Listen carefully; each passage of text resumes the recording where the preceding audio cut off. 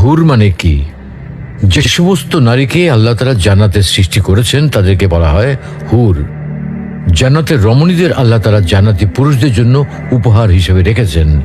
আল্লাহ তাআলা তাদেরকে জান্নাত প্রাপ্ত পুরুষদের সাথে বিয়ে দেবেন, ফলে তারা স্বামী স্ত্রী হিসেবে চিরকালের জন্য জান্নাতে বসবাস করতে থাকবে।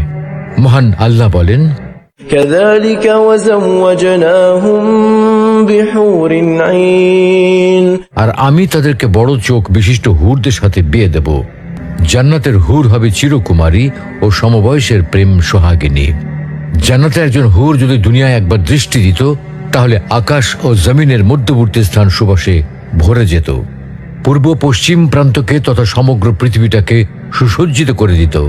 প্রতিটি চোখ সব জিনিস থেকে দৃষ্টি ফিরিয়ে তার দিকে চেয়ে থাকত এবং সৃষ্টিকুল আল্লাহর প্রশংসা ও বড়ত্ব বর্ণনা করত।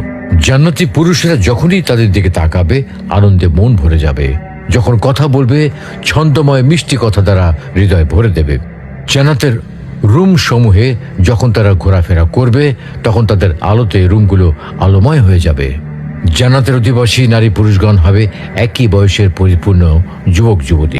জান্নাতের হুর যখন তার স্বামীর চেহারার দিকে তাকাবে, তখন তার হাসিতে জান্নাত আলোময় হয়ে উঠবে। যখন তারা স্বামীর সঙ্গে কথা বলবে, তখন কতই না সুন্দর হবে সেই কথোপকথন।